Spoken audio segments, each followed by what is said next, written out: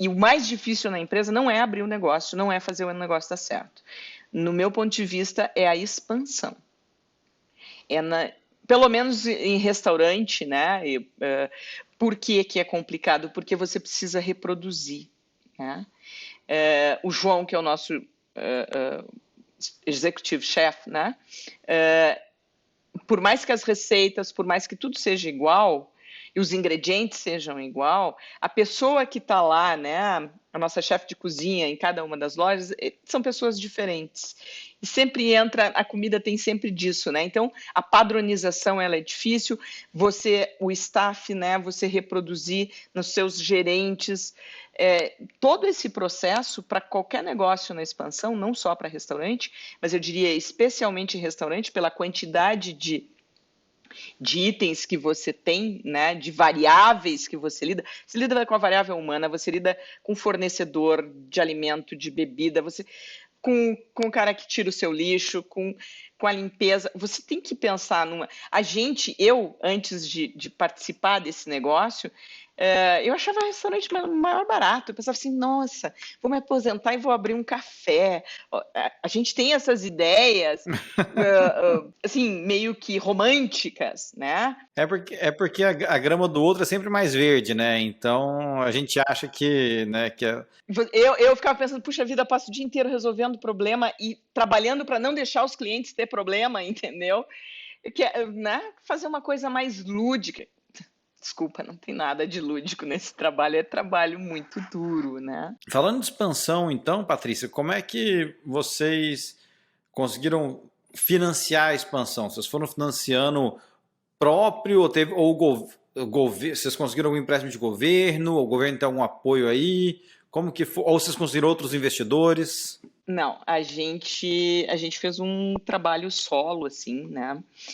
Quando a gente começou esse negócio, a gente estabeleceu algumas regras entre nós, né? Os investidores, né? O João e o Oscar são investidores e sócios operadores, né? Eles são os diretores da companhia, mas também são investidores. E nós definimos alguns valores, assim, algum impacto, né? Então, a nossa ideia inicial nesse projeto lá atrás, quando eu entrei em 2010, era abrir 10 casas em 10 anos, Tá, né? uma por ano. Fazer esse negócio, uma por ano. Nós sempre olhamos muito pela história da Fogo de Chão, né? Que é uma história fantástica, e a gente tentou ao máximo ser extremamente autêntico. Nós somos, na maioria dos sócios, gaúchos, né? Então, a gente não pode se permitir determinados erros, né? Por exemplo, qual o erro, então, que o não gaúcho comete no churrasco? Agora você me deixou curioso. Não gaúcho, não posso falar isso, né? Mas especialmente os não brasileiros. E às vezes brasileiros. Não seria cordial da minha parte citar outros concorrentes, mesmo que de fora de Calgary, mas vou falar do Canadá, tá? Eu já fui em algumas churrascarias aqui no Canadá, inclusive em outras províncias, que você fala assim, meu Deus do céu, o que é isso, né? Aí você conversa com um gaúcho, né, que vem te servir, porque todo cara que passa o espeto é chamado de gaúcho, né? Você conversa com a pessoa que está te servindo, aí você descobre que o dono é chinês, né? Ou que o dono, enfim, não é gaúcho e tal. E aí carne ruim, vai da decoração ao que o cara serve, vai comer uma feijoada com gosto de curry, né? Acontece porque os donos são indianos, e aí você imagina para um brasileiro comer uma feijoada com gosto de curry, né? Então, esses erros, para nós, no nosso ponto de vista, pensando no core business, porque a Pampa, para nós, é a mais autêntica Brazilian Steakhouse no Canadá, e esse é o nosso slogan, né? A gente tem que tentar ser o máximo possível autêntico. Mas aí vamos voltar na expansão, então que eu te atrapalhei aí. Mas essa coisa da expansão é um pouco isso, né? Então você tem que reproduzir as coisas. Eu não posso. A minha picanha, que todas as lojas recebem, ela é a mesma, né? mas se o meu Grill Master não fizer direito, ela não vai ficar tão boa, né? Então, é esse tipo de coisa. Como servir, por que cortar fino, que é uma coisa que às vezes a gente tem que explicar para o canadense. O cliente fala assim, eu quero grosso. Se você cortar uma picanha dessa espessura, fica ruim, fica duro. Por que a gente serve normalmente mal passado? Claro, a gente pergunta se o cliente quer bem passado, a gente obrigatoriamente vai servir bem passado, mas o gaúcho não come o churrasco, de forma geral, não come mal passado. Você corta uma picanha, você corta fininha, né? Tudo tem uma explicação. Mas então, o projeto inicial era esse e nós estabelecemos o quê?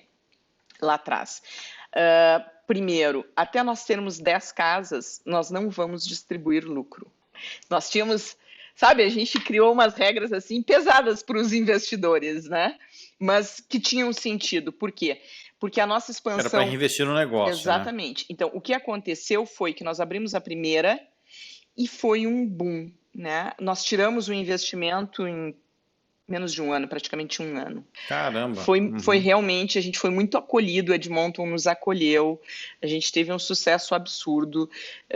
Quando nós abrimos, a gente não abria, por exemplo, no domingo era dia de folga, a gente não aguentou 6 meses, a gente teve que abrir, a gente rodava a mesa 3 vezes na noite. Rodar a mesa significa, você tem 250 lugares, você senta quase 3 turnos, final de semana era isso, era uma loucura, né?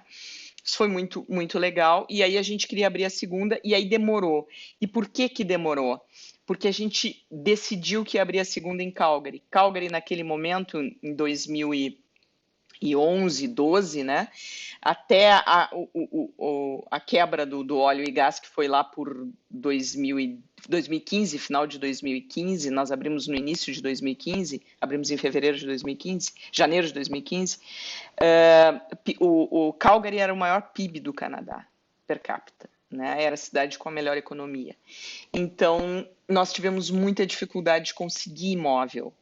E aí a gente acabou só conseguindo um imóvel que se adequasse, porque as nossas casas, nesse momento, eram todas para, no mínimo, 200 lugares, né?